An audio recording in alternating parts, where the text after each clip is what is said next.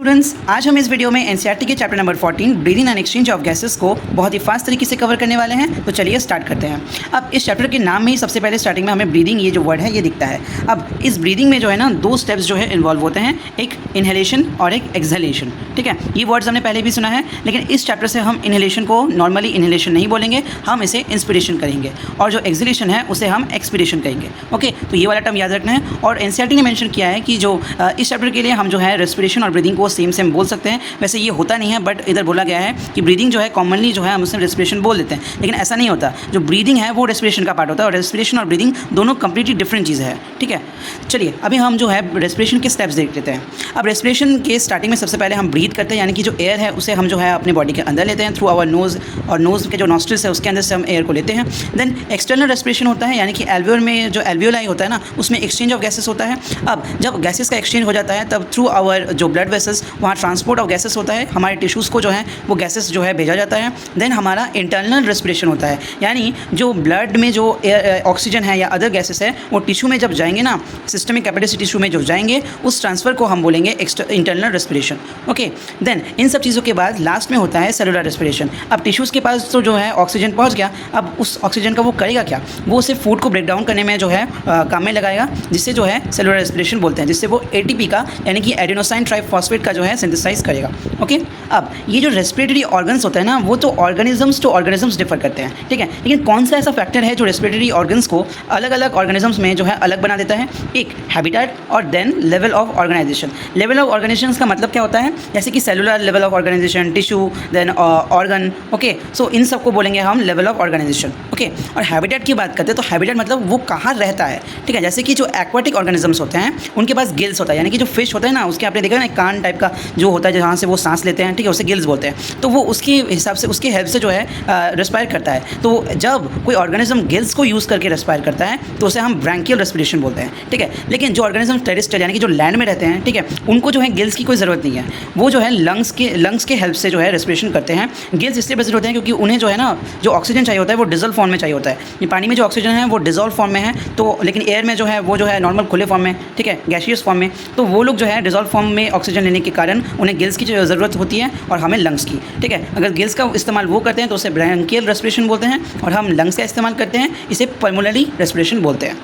अब हम देखेंगे कि ह्यूमंस में जो रेस्पिरेटरी सिस्टम कैसा है और कहाँ से जो है ये रेस्पिरेशन का प्रोसेस स्टार्ट होता है। ठीक है, सबसे पहले ये प्रोसेस जो है स्टार्ट होता है हमारे एक्सटर्नल नॉस्ट्रिल या जिसे हम नेयर्स बोलते हैं वहाँ से। ठीक है, यानी कि जो हमारे नाक का जो बाहर होता है ना, जो नॉस्ट्रिल्स होते हैं, जो छेद होते हैं, वहाँ से ये प्रोसेस स्टार्ट होता है। ठीक है, जनरली हमारे नाक के 2 छेद होते हैं और वहाँ से ये स्टार्ट होता है। देन जो है ये नेज़ल चैम्बर या नेज़ल कैविटी में जाता है। जो नाक के अंदर छेद का जो हॉलो कैविटी है उसे जो है नेज़ल कैविटी बोलते हैं या नेज़ल चैम्बर बोलते हैं।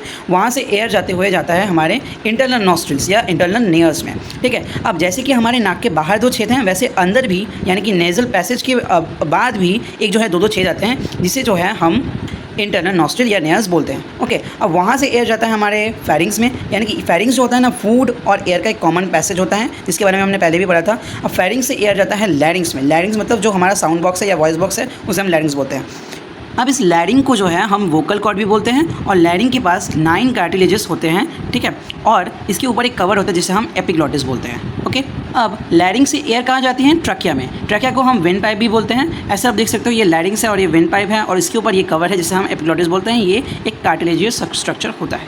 ठीक है, अब आप देख सकते हो ट्रैकिया में जो है बहुत सारे रिंग स्ट्रक्चर भी होते हैं जो कि इनकम्प्लीट होते हैं डॉर्सली। ओके, इनकम्प्लीट डॉर्सली क्यों होते हैं? क्योंकि इनके पीछे लंग्स प्रेजेंट होता है, इसलिए जो है ये कार्टिलेजियस जो रिंग है वो इनकम्प्लीट होता है। ठीक है, अब ट्रैकिया के बाद एयर जाता है हमारे ब्रोंकाई में। ठीक है, ब्रोंकाई के 3 पार्ट्स हम इधर देखेंगे, primary bronchi, secondary bronchi and tertiary bronchi. अब इनमें भी कार्टिलेजियस जो है रिंग प्रेजेंट होता है। ठीक है, अब ब्रोंकाई के बाद एयर जाता है हमारे ब्रोंक्यूल्स के में। अब ब्रोंक्यूल्स में 3 पार्ट्स हैं, initial bronchiole, terminal bronchiole and respiratory bronchiole. ठीक है, अब यहाँ जो इनिशियल ब्रोंक्यूल है इसमें भी रिंग्स प्रेजेंट होता है, कार्टिलेजियस रिंग इसमें भी प्रेजेंट होता है, लेकिन टर्मिनल ब्रोंक्यूल के आगे के जितने भी पार्ट्स हैं उनमें कार्टिलेजियस रिंग प्रेजेंट नहीं होता है। ठीक है, अब इनिशियल ब्रोंक्यूल, टर्मिनल ब्रोंक्यूल और रेस्पिरेटरी ब्रोंक्यूल के बाद एयर जाता है एल्वियोलर डक्ट में, और एल्वियोलर डक्ट के बाद ये जाता है एल्वियोलाई में। ओके, अब ये जो है फाइनल साइड है जहाँ से जो है गैस का जो है एक्सचेंज हमारे ब्लड वेसल्स में हो जाता है। रेस्पिरेटरी पार्ट के मैंने जितने भी पार्ट्स बताए ना रेस्पिरेटरी ट्रैक के, उसमें उनमें जो है जनरली उन्हें दो भागों में या दो जोन्स में जो है डिवाइड कर दिया गया है। एक को हम कंडक्टिंग जोन बोलते हैं और एक को हम रेस्पिरेटरी या एक्सचेंज जोन बोलते हैं। ठीक है, अब जहाँ से एयर घुसा और जहाँ तक आया, जो कि एयर को लाने का काम करता है, उसे जनरली हम कंडक्टिंग जोन बोलते हैं। ठीक है, ये कहाँ से स्टार्ट होता है? ये एक्सटर्नल नॉस्ट्रिल से हमारे टर्मिनल ब्रोंक्यूल तक जो है होता है। और रेस्पिरेटरी या एक्सचेंज जोन हम कहाँ बोलेंगे? जहाँ पे गैसेस का एक्सचेंज हो रहा है। ठीक है, और ये कहाँ से स्टार्ट होता है? ये जो है रेस्पिरेटरी ब्रोंक्यूल से एल्वियोल तक जो है ये होता है, और यहाँ जनरली गैसेस का एक्सचेंज ही होता है। कंडक्टिंग जोन में जो है गैसेस को जो है ट्रांसपोर्ट किया जाता है और रेस्पिरेटरी जोन में जो है गैसेस को एक्सचेंज किया जाता है। ठीक है, ये हम रेस्पिरेटरी ट्रैक की बात कर रहे हैं। अब ये जो एल्वियोलाई की हमने जो बात की ना, ये बहुत ही इंपॉर्टेंट चीज़ है। अब ये लंग्स में जो है एल्वियोलाई या ये एक सैक लाइक स्ट्रक्चर है एल्वियोलाई, वो प्रेजेंट होते हैं। अब लंग्स में जो है ना 300 मिलियन से भी ज़्यादा एल्वियोलाई प्रेजेंट होते हैं। और लंग्स में क्या क्या प्रेजेंट होते हैं एल्वियोलाई के बिना? जो ब्रोंकाई जिसके बारे में हमने बात किया ना, वो और ब्रोंक्यूल्स भी प्रेजेंट होते हैं। ठीक है, इनके 3 और सब पार्ट्स और इनके भी 3 और सब पार्ट्स के बारे में भी हमने बात किया। अब ये जो हमारे लंग्स होते हैं ना, यहाँ पे आप देख सकते हो राइट लंग और लेफ्ट लंग, इनमें जो है ना दो जो है अपर मेम्ब्रेन का जो है कवर होता है। अब इन कवर का नाम क्या होता है? जो सबसे पहले ऊपर का जो कवर आप देख पा रहे हो, इसे हम पैराइटल प्लूरा बोलते हैं, और जो अंदर का ये जो मेम्ब्रेन होता है, इसको हम विसरल प्लूरा बोलते हैं। ठीक है, तो दो जो है प्लूरल मेम्ब्रेन इनमें प्रेजेंट होता है। जो बाहर की तरफ होता है उसे हम पैरिटल प्लूरा बोलते हैं, और जो अंदर की तरफ होता है उसे हम विसरल प्लूरा बोलते हैं। ठीक है, और ये पैरिटल प्लूरा और विसरल प्लूरा के बीच में जो है बहुत सारे जो है फ्लूइड्स प्रेजेंट होते हैं, जिसे हम प्लूरल फ्लूइड बोलते हैं। ठीक है, अब ये क्या करते हैं? ये जो है लंग्स बार बार फूलता है और कॉन्ट्रैक्ट होता है और रिलैक्स होता है ना, तो इस वजह से ताकि फ्रिक्शन को कम किया जाए, उस वजह से प्लूरल फ्लूइड जो है इधर प्रेजेंट होता है, जो कि फ्रिक्शन को रिड्यूस करता है। ठीक है, अब जो लेफ्ट लंग है, इसके पीछे तो हार्ट प्रेजेंट है, तो यहाँ जो है लेफ्ट लंग जो है इतना बड़ा नहीं होता। जनरली लेफ्ट लंग जो है राइट लंग से छोटा होता है। ठीक है, ऐसा एक जो है ये मुड़ा हुआ होता है, जिसे हम कार्डियक नॉच बोलते हैं। ठीक है, अब यहाँ पे नया एक टर्म आ रहा है, जो लंग्स है ना, वो हमारे थोरैसिक चैम्बर के अंदर जो है प्रेजेंट होता है। अब ये थोरैसिक चैम्बर क्या है, चलिए समझ लेते हैं।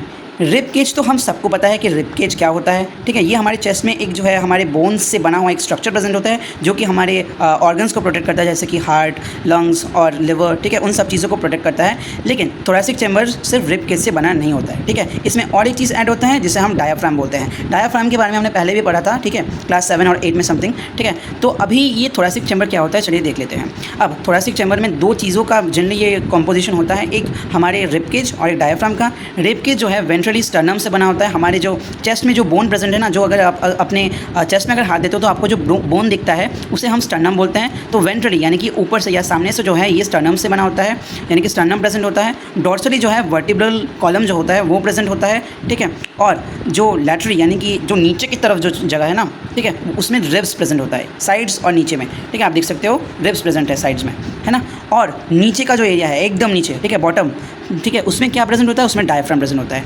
अब ये रिब्स, डायफ्राम, वर्टिब्रल कॉलम और स्टर्नम, ये चारों चीज़ें यानी कि रिब केज और डायफ्राम मिलके बनाता है थोरैसिक चैम्बर। ठीक है, अब एक नोट देके एक बात आप याद रख सकते हो कि अगर थोरैसिक चैम्बर के वॉल्यूम में कोई भी गड़बड़ी आती है तो हमारे जो लंग्स का या पूरा जो पल्मोनरी वॉल्यूम है, ठीक है, उस पर भी गड़बड़ी आएगी। ठीक है, जिसके बारे में हम आगे बात करेंगे, जो कि गैसेस के एक्सचेंज में इंपॉर्टेंट है। ओके, चलिए अब मैकेनिज्म ऑफ ब्रीदिंग को पढ़ते हैं, इस चैप्टर का सबसे इंपॉर्टेंट टॉपिक। अब हमारा जो ब्रीदिंग का जो मैकेनिज्म है उसमें क्या क्या काम आता है, चलिए एक बार देख लेते हैं। मतलब मसल्स कौन से जो है काम में आते हैं। सबसे पहला जो मेन काम में आता है उससे हम डायफ्राम, जिसके बारे में हमने पहले भी डिस्कस कर लिया, डायफ्राम काम में आता है। देन काम में आता है हमारा इंटरकोस्टल मसल्स, जिसे हम शॉर्ट में ICM भी बोलते हैं। अब ये इंटरकोस्टल मसल्स जो है वो दोनों और मतलब इनका सब यूनिट होता है, एक एक्सटर्नल इंटरकोस्टल मसल और एक इंटरनल इंटरकोस्टल मसल। ओके, अब ये जो इंटरनल इंटरकोस्टल मसल होता है ना, ये फोर्सफुल ब्रीदिंग में काम आता है, लेकिन नॉर्मल जो हम ब्रीदिंग करते हैं उसमें सिर्फ डायफ्राम और एक्सटर्नल इंटरकोस्टल मसल ही काम में आता है। ठीक है, चलिए अब हम ब्रीदिंग के मैकेनिज्म को पढ़ेंगे अच्छे से, लेकिन उससे पहले हम समझ लेते हैं कि ये काम कैसे करता है। मानी गैसेस एक्सचेंज के पहले एक छोटा सा टॉपिक हम पढ़ लेंगे। अब एक चीज़ बात सुन लीजिए, जो प्रेशर होता है ना वो वॉल्यूम के इन्वर्सली प्रोपोर्शनल होता है, यानी कि अगर प्रेशर बढ़ता है तो वॉल्यूम घटता है और वॉल्यूम बढ़ता है तो प्रेशर घटता है। ठीक है, ये बात हमें याद में रखना है, नहीं तो हम जो है ब्रीदिंग का जो मैकेनिज्म है वो हम नहीं समझ पाएंगे। अब हमें अगर ब्रीदिंग का एक्सचेंज करना है, हमारे लंग्स से अगर एयर को बाहर लाना है या लंग्स के अंदर एयर भरना है, ठीक है, तो हमें उसके प्रेशर को या उसके वॉल्यूम को जो है ऊपर नीचे करना पड़ेगा, नहीं तो हम ना लंग्स से एयर बाहर ला पाएंगे या बाहर से जो एयर है वो लंग्स में ला पाएंगे। ठीक है, तो हमें जो है इधर प्रेशर के साथ खेलना पड़ेगा ताकि हम लंग्स के वॉल्यूम को जो है वो कंट्रोल कर सकें। ठीक है, तो किसी भी तरह अगर हम लंग्स के प्रेशर को अगर हम चेंज कर सकें तो ऑटोमेटिकली जो थोड़ा इंट्रापल्मोनरी वॉल्यूम है उसमें भी चेंज आएगा, है ना। तो चलिए अभी हम जो है नॉर्मल इन्हेलेशन सबसे पहले पढ़ेंगे, देन हम जो है फोर्सफुल इन्हेलेशन और फोर्सफुल एक्सहेलेशन पढ़ेंगे। अब सबसे पहले हम नॉर्मल इन्हेलेशन पढ़ेंगे। अब एक चीज़ तो हम सबको पता है कि एयर जो है हमेशा हाई जो प्रेशर से लो प्रेशर में जो है ट्रैवल करता है। ठीक है, यहाँ हम प्रेशर को पार्शियल प्रेशर बोलेंगे। पार्शियल प्रेशर मतलब हर जो गैसेस होता है ना, किसी गैस का उसके बाकी सारे गैसेस के कंपैरेटिवली उसका जो खुद का एक सेल्फ प्रेशर है उसको हम जो है बताएंगे पार्शियल प्रेशर। ठीक है, अब अगर हमें अभी पता चल गया कि जो एयर है वो हमेशा हाई पार्शियल प्रेशर से लो पार्शियल प्रेशर में ट्रैवल करता है। ठीक है, तो अगर हमें इन्हेलेशन करना है, यानी कि अगर एयर को हमें अंदर लेना है, ठीक है, खुद के अंदर लेना है, तो उसके लिए बाहर का प्रेशर ज़्यादा होना पड़ेगा और हमारे बॉडी के यानी कि लंग्स के अंदर का प्रेशर कम होना पड़ेगा। है हाँ कि ना, है ना, ये होना ही पड़ेगा, नहीं तो हम इन्हेल नहीं कर पाएंगे एयर को। लेकिन हमारे लंग्स का प्रेशर तो भाई फिक्स्ड है। ठीक है, तो हम उसे कैसे, मतलब बाहर का प्रेशर तो फिक्स्ड है, ठीक है, तो हम एयर को अंदर कैसे लेंगे, क्योंकि हमारे अंदर का अगर हमें एयर का ट्रांसफ़र करना है, ठीक है, तो कहीं किसी भी जगह का तो हमें प्रेशर चेंज करना पड़ेगा, नहीं तो एयर तो ट्रैवल ही नहीं करेगा, है ना। अब बाहर के प्रेशर के साथ तो हम कुछ नहीं कर सकते, तो हमें जो करना पड़ेगा हमारे अंदर के प्रेशर का करना पड़ेगा, है ना।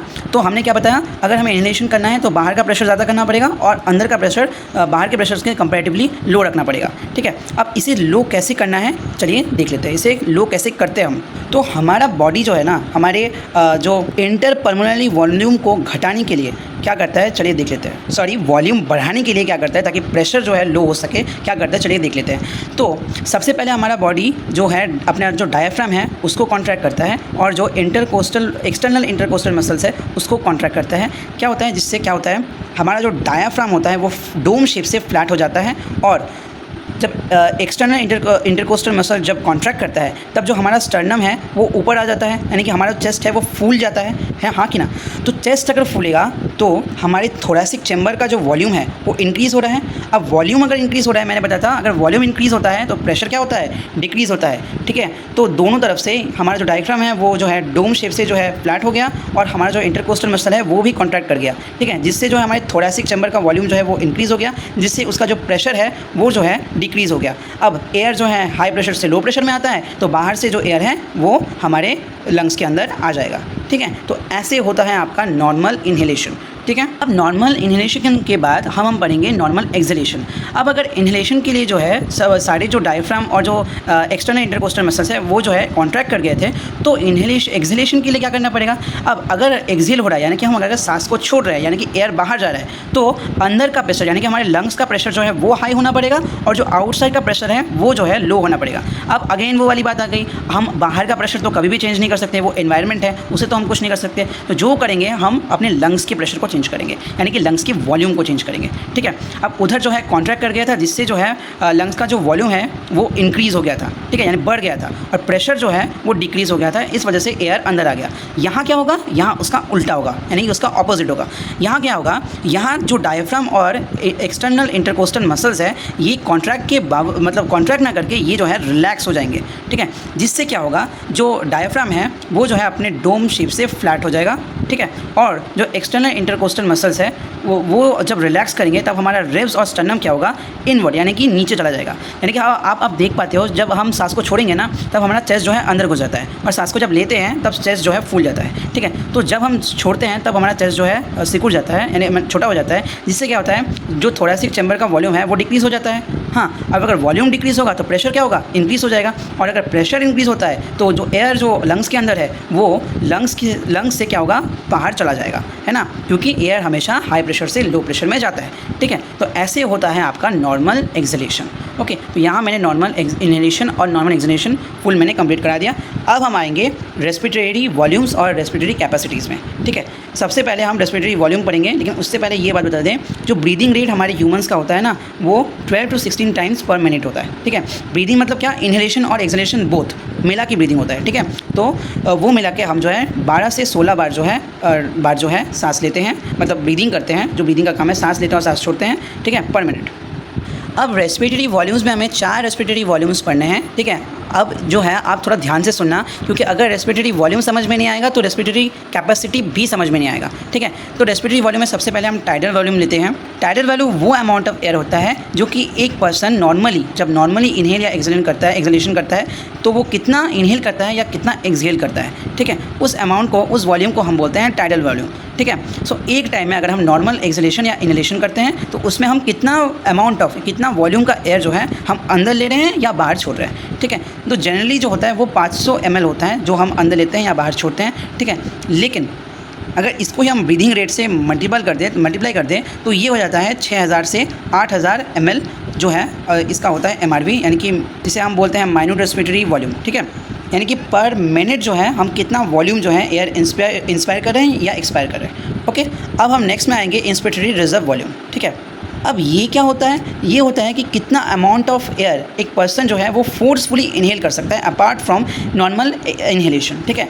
यानी कि नॉर्मल इनहेलेशन को, मतलब जितना हम जो है इनहेल करते हैं जितना अमाउंट, उसको अगर हम हटा दें, ठीक है, उसके अलावा हम कितना जो है और फोर्सफुल इनहेल कर सकते हैं, ठीक है। एक तो होता है जो कि हम नॉर्मल सांस लेते हैं, लेकिन कभी कभी होता है ना हम ज़ोर से भी और ज़्यादा भी सांस ले सकते हैं।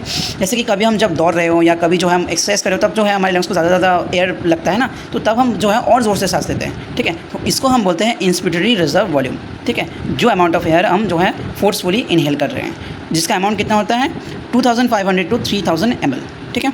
अब हम एक्सपिरेटरी रिजर्व वॉल्यूम में आएंगे। ये इसका सेम ही है, बस यहाँ जो है कितना अमाउंट ऑफ एयर जो है हम फोर्सफुली एक्सहेल कर सकते हैं। अगर हम जो है नॉर्मल एक्सहेलेशन को जो है इग्नोर करते हैं तो हम कितना अमाउंट ऑफ एयर जो है मतलब फोर्सफुली एक्सहेल कर सकते हैं, यानी कि छोड़ सकते हैं, ठीक है, जिसका अमाउंट होता है 1000 to 1100 ml, ओके। अब लास्ट जो है रेस्पिरेटरी वॉल्यूम, उसे हम रेसिडुअल वॉल्यूम बोलते हैं। अब अगर हम फोर्सफुली एक्सहेल कर दे, यानी कि जितना भी सांस हम छोड़ सकते हैं सब अगर सांस छोड़ दे, ठीक है, जितना भी एयर हमारे लंग्स में है सब अगर हम निकालें, सोच लो जितना हम निकाल सकते हैं उतना सब अगर निकालें, लेकिन लंग्स में जो है कुछ अमाउंट ऑफ एयर हमेशा रह जाता है, नहीं तो क्या होगा, लंग्स जो है कोलैप्स कर जाएगा, ठीक है। तो अभी जितना amount of air forcefully exhalation के बाद लंग्स में रह जाता है उसे हम रेसिडुअल वॉल्यूम बोलते हैं, ठीक है। इसका अमाउंट कितना होता है 1100 to 1200 ml, ठीक है। अब हम आएंगे रेस्पिरेटरी कैपेसिटीज़ में, ठीक है। अब सबसे पहले इंस्पिरेटरी कैपेसिटी, यानी कि कितना अमाउंट ऑफ एयर हम जो है इनहेल कर सकते हैं, ठीक है। यानी कि इसमें क्या क्या आ जाएगा, जो टाइडल वॉल्यूम है और जो इंस्पिरेटरी रिजर्व वॉल्यूम है वो मिलाकर, यानी जो हम नॉर्मल सांस इनहेल कर रहे हैं प्लस जितना हम जो है फोर्सफुली इनहेल कर सकते हैं, ठीक है। नेक्स्ट अगर हम आए एक्सपिरेटरी कैपेसिटी में, तो इसमें जो है हम कितना अमाउंट ऑफ एयर जो है एक्सहेल कर सकते हैं, यानी कि जो टाइडल वॉल्यूम जितना हम नॉर्मली एक्सहेल कर सकते हैं प्लस एक्स्ट्रा जो हम फोर्सफुली एक्सहेल कर सकते हैं, यानी कि एक्सपिरेटरी रिजर्व वॉल्यूम, ठीक है। तो इन दोनों को ऐड करके बनता है हमारा एक्सपिरेटरी कैपेसिटी, ठीक है। नेक्स्ट अगर हम आए फंक्शनल रेसिडुअल वॉल्यूम, ठीक है। तो नॉर्मल अगर हम एक्सहेलेशन करें, यानी कि नॉर्मली हम जो सांस छोड़ते हैं, सांस छोड़ने के बाद हमारे लंग्स में कितना एयर प्रेजेंट होता है। अब अगर हम नॉर्मली सांस छोड़ रहे हैं तो ये जो टाइडल वॉल्यूम है ये चला जा रहा है ना। अब अगर टाइडल वॉल्यूम चला जाएगा तो कौन कौन सा वॉल्यूम बचेगा, एक हमने अगर नॉर्मल सांस छोड़ा है तो जितना हम एक्स्ट्रा सांस छोड़ सकते थे फोर्सफुली, यानी कि एक्सपिरेटरी रिजर्व वॉल्यूम, वो बच जाएगा। और लंग्स का जो ऑलरेडी हमेशा जो वॉल्यूम प्रेजेंट होता है RV रेसिडुअल वॉल्यूम, ठीक है, वो बच जाएगा, है ना। तो ये दोनों मिला के बनाएगा फंक्शनल रेसिडुअल वॉल्यूम, ठीक है। अभी हमारा फोर्थ कैपेसिटी वाइटल कैपेसिटी। अब ये क्या होता है, ये the amount of air a person can inhale after forceful inhalation और the amount of air a person inhale after forceful exhalation. तो फोर्सफुल इनहेलेशन के बाद हम कितना एक्सहेल कर सकते हैं या फोर्सफुली एक्सहेलेशन के बाद कितना हम इनहेल कर सकते हैं, ठीक है। यानी कि ज़ोर ज़बरदस्ती अगर हम सांस को जो है ले उसके बाद हम कितना सांस छोड़ सकते हैं, या ज़ोर ज़बरदस्ती अगर हम जो है सांस को छोड़ दें तो कितना सांस हम ले सकते हैं, ठीक है। तो उसे हम बोलते हैं वाइटल कैपेसिटी। इसमें क्या क्या प्रेजेंट होता है, एक टाइडल वॉल्यूम, एक इंस्पिरेटरी रिजर्व वॉल्यूम और एक्सपिरेटरी रिजर्व वॉल्यूम, ठीक है। अब हमारा लास्ट कैपेसिटी जिसे हम बोलते हैं टोटल लंग कैपेसिटी, यानी कि लंग का टोटल कैपेसिटी कितना है, ठीक है। तो सबसे पहले टाइडल वॉल्यूम, यानी कि जितना अमाउंट ऑफ एयर हम छोड़ सकते हैं या जो है ले सकते हैं। उसके बाद जो है इंस्पिरेटरी रिजर्व वॉल्यूम, या जो एक्स्ट्रा एयर हम निकाल सकते हैं, ठीक है, या इंस्पायर कर सकते हैं। और ERV एक्सपिरेटरी रिजर्व वॉल्यूम, ठीक है, यानी कि जितना अमाउंट ऑफ एयर हम जो है छोड़ सकते हैं, ठीक है, फोर्सफुली। प्लस जो लास्ट आता है वो क्या है, रेसिडुअल वॉल्यूम, यानी कि जो अमाउंट ऑफ एयर लंग्स में हमेशा रह जाता है, उससे हमने बोला था कि वो रिजर्व वॉल्यूम रेसिडुअल वॉल्यूम होता है, ठीक है। तो लंग्स का टोटल जो कैपेसिटी होता है वो इन सबको ऐड करने के बाद मिलता है। अब हम पढ़ेंगे एक्सचेंज ऑफ गैसेस। ठीक है, ब्रीदिंग के बारे में हमने सब पढ़ लिया है। अब हम गैसेस का एक्सचेंज कैसे होता है उसके बारे में सब कुछ पढ़ेंगे। ठीक है, तो सबसे पहले इधर जो है हम जो है डिफ्यूजन बाउंड्री के बारे में पढ़ेंगे। तो डिफ्यूजन बाउंड्री 3 चीज़ों से बना होता है। एक आपका सिंपल स्क्वामस एपिथेलियम जो कि एल्वेलाई में प्रेजेंट होता है, और एक बेसमेंट सब्सटेंस, ठीक है, जो कि एल्वेलाई और पल्मोनरी कैपिलरी के बीच प्रेजेंट होता है, और एक एंडोथेलियम जो कि हमारे पल्मोनरी कैपिलरी में प्रेजेंट होता है। ठीक है, अब हम उन फैक्टर्स के बारे में बात करेंगे जो कि एक्सचेंज ऑफ गैसेस को अफेक्ट करता है। ठीक है, सबसे पहले थिकनेस ऑफ द मेम्ब्रेन। तो जिस मेम्ब्रेन से ट्रांसफर एक्सचेंज जो है होने वाला है वो जो है अफेक्ट करता है कि एक्सचेंज ऑफ गैसेस कितना इफेक्टिव होने वाला है। ठीक है, सॉलिबिलिटी ऑफ द गैस, यानी कि गैस का जो सॉलिबिलिटी है वो कैसा है ताकि वो डिफ्यूज़ हो पाए। ठीक है, जैसे कि CO2 का जो सॉलिबिलिटी है वो O2 से ज़्यादा होता है, 22-25 टाइम्स ज़्यादा होता है। ठीक है, गैस का पार्शियल प्रेशर, यानी कि बाकी गैस के कंपैरेटिवली उसका पार्शियल प्रेशर उन गैस के अंदर कितना है। ठीक है, तो ये 3 चीज़ें मिलकर जो है हमारे एक्सचेंज ऑफ गैसेस को अफेक्ट करता है। अब हम पढ़ेंगे कि गैसेस एक्सचेंज कैसे होता है हमारे एल्वेलाई में। ठीक है, अब ये तो हमें पता है कि CO2 है वो हमारा वेस्ट है, यानी कि इसका हमें कोई ज़रूरत नहीं है, लेकिन ऑक्सीजन इसका हमें ज़रूरत है ताकि हम जो है जो सेलुलर रेस्पिरेशन है उसे हम कर सकें। ठीक है, तो हमें ऑक्सीजन को अंदर लाना पड़ेगा और CO2 को बॉडी से बाहर लाना पड़ेगा। ठीक है, तो यहाँ पर आप देख सकते हो ये पल्मोनरी वेन है जो कि लंग्स में जाता है, और ये एक एल्वेलाई है। ठीक है, अब ये जो एल्वेलाई है इसके अंदर ऑक्सीजन का पार्शियल प्रेशर होता है 104, लेकिन सबसे पहले हम देख लेते हैं कि अगर हम ऑक्सीजन को इसके अंदर आए और CO2 को जो है बाहर ले जाए। ठीक है, उसकी वजह से हमने ये चीज़ पढ़ा था कि जो गैसेस है वो हमेशा हाई पार्शियल प्रेशर से लो पार्शियल प्रेशर में ट्रैवल करते हैं। ठीक है, तो यहाँ पे ऑक्सीजन का पार्शियल प्रेशर कितना है 159। ठीक है, लेकिन इधर ऑक्सीजन का प्रेशर कितना है 104। इसलिए क्या होता है ऑक्सीजन जो है उधर से इधर ट्रैवल करता है, क्योंकि उधर ऑक्सीजन ज़्यादा है लेकिन इधर ऑक्सीजन कम है। तो बाहर से एटमॉस्फेयर से क्या होता है हमारी ये जो एल्वेलाई है उधर आ जाता है, और इधर इसका पार्शियल प्रेशर होता है 104।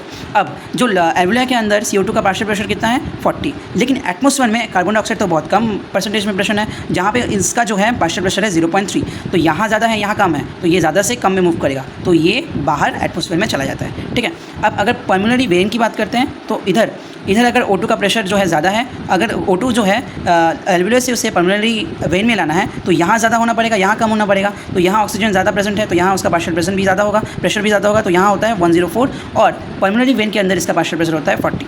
ठीक है, अब और जैसे कि CO2 यहाँ से बाहर निकला था, ठीक है, तो यहाँ इसका पार्शियल प्रेशर जो है वो ज़्यादा होगा, यहाँ कम होगा, तो यहाँ इसका पार्शियल प्रेशर 45 होता है, और बाहर यानी कि प्रेशर 40 होता है। ठीक है, अब ये ब्लड जब पल्मोनरी वेन से जब ये सिस्टमिक कैपिलरी के थ्रू जब टिश्यूज़ के पास हमें ब्लड पहुँचाना है ना, तो यहाँ एक्सचेंज कैसा होगा। हमने एल्वेलाई में एक्सचेंज कैसा होता है वो तो बता दिया, लेकिन इधर एक्सचेंज टिश्यूज़ में एक्सचेंज कैसा होगा।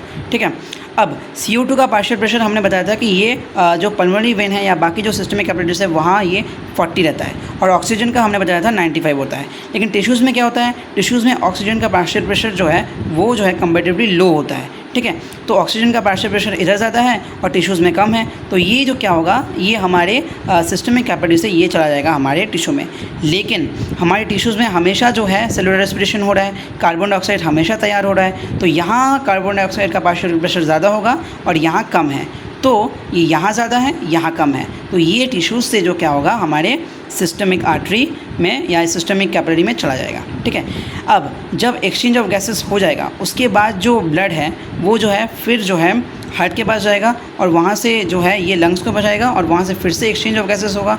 तो यहाँ जाने के लिए जो ये है ये हमारा वेना कावा है। तो वेना कावा में हमारे ऑक्सीजन का जो पार्शियल प्रेशर होता है वो 40 होता है, और CO2 का जो है 45 होता है। अब यही देन फिर से जो है हमारे एल्वेलाई में जाएगा, और वहाँ इसका पार्शियल फिर से देखो सेम होता है। ठीक है, अब यहाँ हमने एक्सचेंज ऑफ गैसेस पढ़ लिया। अब हम पढ़ेंगे ट्रांसपोर्ट ऑफ गैसेस, यानी कि ब्लड को जो ट्रांसफ़र हुआ ना इधर हमारे लंग्स से, हार्ट से और बाकी सारी जगहों में। ठीक है, ये कैसे होता है। ठीक है, इसमें हेल्प कौन करता है, कैसे कौन करता है। ठीक है, तो सबसे पहले हम ट्रांसपोर्ट ऑफ CO2 पढ़ेंगे, देन ट्रांसपोर्ट ऑफ हम CO2 पढ़ेंगे। ओके, तो हमारे बॉडी में ऑक्सीजन का जो ट्रांसफ़र होता है ना वो 2 तरीक़ों से होता है। एक ऑक्सीजन हीमोग्लोबिन से बाउंड कर जाता है, या ऑक्सीजन जो है वो प्लाज्मा में डिज़ोल्व हो जाता है। ठीक है, अब यहाँ आप देख सकते हो, यहाँ पे डायग्रामेटिकली मैंने जो है समझाया है कि जो ऑक्सीजन है वो या तो प्लाज्मा से जो है डिज़ोल्व हो जाएगा, प्लाज्मा में डिज़ोल्व हो जाएगा, या हीमोग्लोबिन से ये बाउंड कर जाएगा। ठीक है, प्लाज्मा में जो ये जो है डिज़ोल्व हो जाता है, 3% ऑफ ऑक्सीजन जो है वो प्लाज्मा में डिज़ोल्व हो जाता है, और बाकी जो 97% ऑफ ऑक्सीजन है वो हीमोग्लोबिन के साथ बाउंड कर जाते हैं और ऑक्सी हीमोग्लोबिन बनाते हैं, बाद में इसे ट्रांसपोर्ट किया जाता है।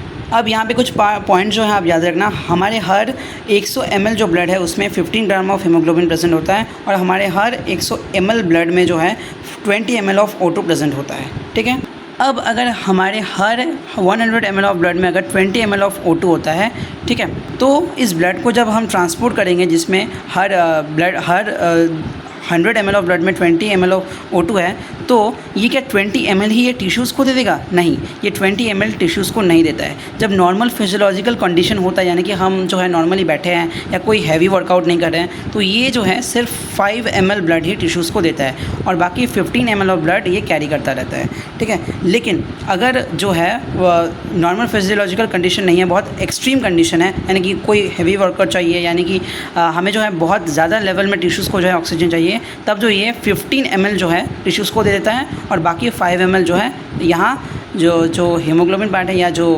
ब्लड है उसमें रह जाता है। ठीक है, अब जो ऑक्सीजन जो है हीमोग्लोबिन के साथ बाइंड करके जो है ऑक्सी हीमोग्लोबिन बनाया है, उसका एसोसिएशन कब होता है और डिसोसिएशन कब होता है, और उसके जो है फीचर्स। ठीक है, अब हीमोग्लोबिन के साथ ब्लड जो है वो कहाँ एसोसिएट करता है? एल्वुलाई में, जहाँ जो है ऑक्सीजन का पार्शियल प्रेशर हाई होता है और CO2 का पार्शियल प्रेशर लेस होता है। उसी वजह से जो है ऑक्सीजन जो है हीमोग्लोबिन के साथ बाइंड कर जाता है। ठीक है, और टेम्परेचर जो है लेस होता है। डिसोसिएशन कब होता है? टिश्यूज़ में होता है, जहाँ ऑक्सीजन का पार्शियल प्रेशर लो होता है और CO2 का ज़्यादा होता है। ठीक है, CO2 का ज़्यादा होता है, इसी वजह से जो है डिसोसिएशन होता है। ठीक है, और टेम्परेचर और H+ आयन का कंसनट्रेशन हाई होता है। ठीक है, अब हम पढ़ेंगे ट्रांसपोर्ट ऑफ CO2। ठीक है, O2 कंप्लीट कर दिया, अब हम CO2। तो अब CO2 का जो ट्रांसपोर्ट होता है वो 3 तरीके से होता है। ठीक है, एक या तो ये प्लाज्मा में डिसॉल्व कर जाए, दूसरा ये हीमोग्लोबिन के साथ बाइंड कर जाए, जो कि ये बनाता है कार्बो अमाइनो हीमोग्लोबिन। ठीक है, तीसरा ये जो है वाटर के साथ ये जो है रिएक्ट करके जो है और इसमें एक एंजाइम काम करता है, जिसको हम होते कार्बोनिक एनहाइड्रेस, ये काम करता है, जिससे जो है ये ब्लड में जो है बाइकार्बोनेट के फॉर्म में जो है ट्रांसपोर्ट होता है। ठीक है, 7% ऑफ CO2 क्या होता है? प्लाज्मा में डिसॉल्व हो जाते हैं, और बाकी 20 to 25% जो है कार्ब अमाइनो हीमोग्लोबिन के तरीके से चलते हैं, ट्रांसपोर्ट होते हैं, और बाकी जो 70% है मैक्सिमम, ये जो है बाइकार्बोनेट के फॉर्म में ही ट्रांसपोर्ट होते हैं। अब हम पढ़ेंगे रेगुलेशन ऑफ रेस्पिरेशन। अब रेस्पिरेशन को रेगुलेट कैसे किया जाता है? ठीक है, क्योंकि हमारे बॉडी में तो हर टाइम सेम, जैसे कभी हमें कम रेस्पिरेशन ज़रूरत होती है, कभी ज़्यादा होती है। ठीक है, कभी हम बहुत ज़्यादा वर्कआउट करते हैं, कभी हम कम वर्कआउट करते हैं, कभी हम बहुत ज़्यादा मेहनत करते हैं, तो कभी एकदम बैठे रहते हैं, रेस्ट करते हैं। तो हर टाइम में जो है हमारे बॉडी को ऑक्सीजन या बाकी गैसेस का जो है नीड, वो हमें अलग अलग चाहिए होता है। ठीक है, तो इसको रेगुलेट कौन करेगा कि कब ज़्यादा रेस्पायर करना है, कब कम रेस्पायर करना है? ठीक है, वो कैसे होता है वो हम जानेंगे। ये 2 तरीक़ों से होता है, एक नर्वस रेगुलेशन, दूसरा केमिकल रेगुलेशन। ठीक है, अब ये नर्वस रेगुलेशन में 2 पार्ट आएंगे, एक रेस्पिरेटरी रिदमिक सेंटर और एक pneumatic centre, pneumotaxic centre. Okay, और केमिकल रेगुलेशन में आएगा आपका आयोट्रिक बॉडीज़ और कैरोटिड बॉडीज़। ठीक है, तो सबसे पहले हम नर्वस रेगुलेशन को देख लेते हैं। तो अगर हम नर्वस रेगुलेशन में रेस्पिरेटरी रिदम सेंटर जो है, इसके बारे में बात करें, तो ये जो है हमारे ब्रेन के मेडुला रीजन में प्रेजेंट होता है। ठीक है, जो कि हमारे ब्रेन के हाइंड ब्रेन का एक पार्ट होता है। ठीक है, अब ये जो है मेन सेंटर है, जहाँ जो है रेस्पिरेशन का जो है रेगुलेशन होता है। ठीक है, ये उसका मेन सेंटर होता है। ठीक है, अब किसी भी जगह से अगर जो है रेस्पिरेशन को स्लो करने के लिए या फास्ट करने के लिए सिग्नल आता है, तो वो इधर ही आता है, रेस्पिरेटरी रिदम सेंटर में ही आता है। सब जो है ताकत इसी के पास ही है। अब हम न्यूमोटैक्सिक सेंटर के बारे में बात करेंगे। ये हमारे पॉन्स रीजन में प्रेजेंट होता है। ठीक है, इसे हम स्विच ऑफ सेंटर भी बोलते हैं। अब इसका काम क्या होता है? ये जब भी जो है एक्टिव हो जाता है, यानी कि इसे जब भी पता चलता है कि रेस्पिरेशन में कुछ गड़बड़ है या हमें फास्ट करने की ज़रूरत होता है, तब ये जो है सिग्नल करता है हमारे रेस्पिरेटरी रिदम सेंटर को। ठीक है, तो इसको सिग्नल करने का काम ये करता है। तो रेस्पिरेटरी रिदम सेंटर को सिग्नल करने का काम करता है न्यूमोटैक्सिक सेंटर। ठीक है, अब अगर हम हमारे केमिकल रेगुलेशन की बात करते हैं तो यहाँ पे दो हमने पढ़ा था। तो एक होता है हमारा सेंट्रल कीमोरिसेप्टर्स, ये जो है केमिकल की जो हेल्प से जो है ये हमारे रेस्पिरेशन को रेगुलेट करते हैं। ठीक है, ये कहाँ प्रेजेंट होता है? ये ब्रेन में प्रेजेंट होता है और ये नियर आरआरसी यानी कि ये रेस्पिरेटरी रिदम सेंटर के पास लोकेट होते हैं। ठीक है, और ये भी जो है आरआरसी यानी कि रेस्पिरेटरी रिदम सेंटर को सिग्नल करने का काम करते हैं जब भी जो है CO2 का अमाउंट या H+ का जो अमाउंट है वो ज़्यादा बढ़ जाए हमारे सेरिब्रोस्पाइनल फ्लूइड में, जो कि हमारे ब्रेन में प्रेजेंट होता है। ठीक है, तो जब भी ये सिग्नल करेगा हमारे रेस्पिरेटरी रिदम सेंटर को तो ब्रीदिंग रेट जो है हमारे बॉडी में बढ़ जाएगा। ठीक है, अब नेक्स्ट जो बात आता है वो हमारा पेरिफेरल केमोरिसेप्टर्स। इसमें दो सब पार्ट्स आते हैं, एक हमारा एओर्टिक बॉडीज़ जो कि हमारे आयोटा में प्रेजेंट होता है और हमारा कैरोटिड बॉडीज़ जो कि हमारे कैरोटिड आर्टरी में प्रेजेंट होता है। कैरोटिड आर्टरी कौन सा होता है? जो कि हमारे ब्रेन तक जो है ऑक्सीजनेटेड ब्लड को पहुंचाता है, उसे हम जो है कैरोटिड आर्टरी बोलते हैं। ठीक है, ये जब भी डिटेक्ट करता है कि कंसंट्रेशन ऑफ CO2 या जो H+ आयन का कंसंट्रेशन वो हमारे ब्लड में ज़्यादा हो रहा है, ठीक है, तब ये जो है RRC यानी कि रेस्पिरेटरी रिदम सेंटर को जो है सिग्नल करता है ताकि जो है ब्रीदिंग रेट को बढ़ाया जाए। ठीक है, नहीं ऑक्सीजन CO2 का जो है अमाउंट है बहुत ज़्यादा बढ़ रहा है, अब और भी फास्ट ब्रीदिंग करो, और भी ज़्यादा अमाउंट ऑफ O2 जो है ऑक्सीजन जो है हमारे बॉडी में रिक्वायर्ड है। ठीक है, तो इन सब सिग्नलिंग का काम जो है ये सब करते हैं। तो मेन फंक्शन तो भाई RRC का ही है, बाकी न्यूमोटैक्सिक और बाकी जो केमोरिसेप्टर्स है वो RRC को ही जो है सिग्नल करने का काम करते हैं। अब हम पढ़ेंगे इस चैप्टर का लास्ट टॉपिक, वो है डिसऑर्डर्स ऑफ रेस्पिरेशन या ब्रीदिंग। तो सबसे पहले डिसऑर्डर की बात करते हैं तो इसे हम एस्मा बोलते हैं, एस्थमा नहीं बोलते हैं, इसे एक्चुअल प्रोनाउंसिएशन इसका एस्मा होता है। ठीक है, तो एस्मा जिसको भी होता है ना वो जनरली जो है वो एलर्जिक रिएक्शन की वजह से ही होता है।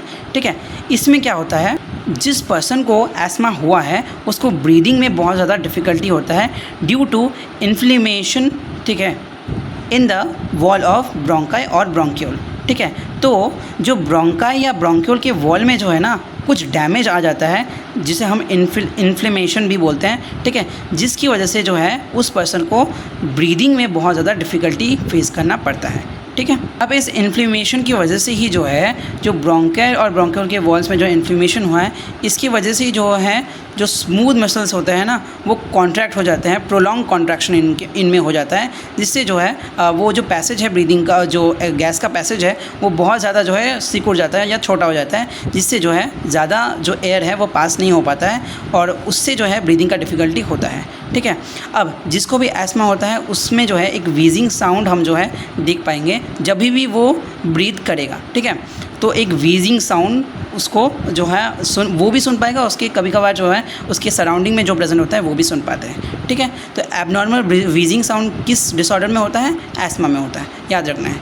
नेक्स्ट हम पढ़ेंगे एम्फाइसीमा। ठीक है, अब ये एक क्रॉनिक डिसऑर्डर है, क्रॉनिक मतलब जो कि लॉन्गर ड्यूरेशन के लिए कॉज करे। ठीक है, उससे हम क्रॉनिक बोलेंगे। ठीक है, अब इसका कॉज क्या होता है? एक्सेसिव सिगरेट स्मोकिंग की वजह से ये एम्फाइसीमा होता है। ठीक है, और ये बहुत लॉन्ग ड्यूरेशन के होता है, जिसमें क्या होता है जो एल्वियोली है उसके वॉल जो है वो डैमेज हो जाते हैं। ठीक है, जिसकी वजह से जो सरफेस का जो गैसियस एक्सचेंज का जो सरफेस है वो जो है रिड्यूस हो जाता है और एयर जो है प्रॉपरली एक्सचेंज नहीं हो पाते हैं। ठीक है, इसलिए उस पेशेंट को हमेशा लगता है कि जो लंग है वो हमेशा फुल है, यानी कि लगता है कि उसे कि लंग में बहुत ज़्यादा एयर भरा हुआ है। क्यों? क्योंकि गैसेस का एक्सचेंज ठीक से हो ही नहीं पा रहा। तो जो गैसेस है या CO2 या जो excessive amount of H+ ions या जो एसिडिक माहौल है वो लंग्स में बहुत ज़्यादा बढ़ जाता है, जिससे लगता है कि हमेशा जो है लंग्स जो है बहुत ज़्यादा भारी भारी सा उसे लगता है। ठीक है, तो ये रहा एम्फाइसीमा, मैंने कंप्लीट कर दिया। अब last topic occupational respiratory disorder. ठीक है, ये जनरली उनको होता है जो कि बहुत ज़्यादा डस्ट या पॉल्यूटेंट के जो है कॉन्टैक्ट में रहते हैं, जिनका ऑक्यूपेशन ही कुछ ऐसा है, जैसे कि जो वर्कर्स होते हैं कोल माइंस में या जो स्टोन ब्रेकिंग का काम करते हैं। ठीक है, या जो इंडस्ट्रीज़ में काम करते हैं। ठीक है, तो वो जो है बहुत सारे पॉल्यूटेंट्स या जो है डस्ट के कांटेक्ट में आते हैं हर रोज़। ठीक है, जिससे क्या होता है वो जो है लंग में जो है फाइब्रोसिस का जो है फॉर्म करता है, यानी कि जो फाइबर होता है ना वो बन जाते हैं लंग्स में। ठीक है, तो अगर वो सिलिकॉन से होता है तो हम उसे सिलिकोसिस बोलते हैं, और अगर और अगर एस्बेस्टस से होता है तो एस्बेस्टोसिस बोलते हैं। ठीक है, तो ये हुआ आपका फुल चैप्टर कंप्लीट। होप कि आप सभी को ये चैप्टर समझ में आया होगा। अगर कहीं पे भी कुछ गलती हो गई है तो मुझे आप कमेंट कर सकते हो। ठीक है, और बाकी सारे चैप्टर्स के लिए आप बने रहिए हमारे साथ। ठीक है, वीडियो कैसा लगा कमेंट में ज़रूर बताइएगा। Thank you for watching.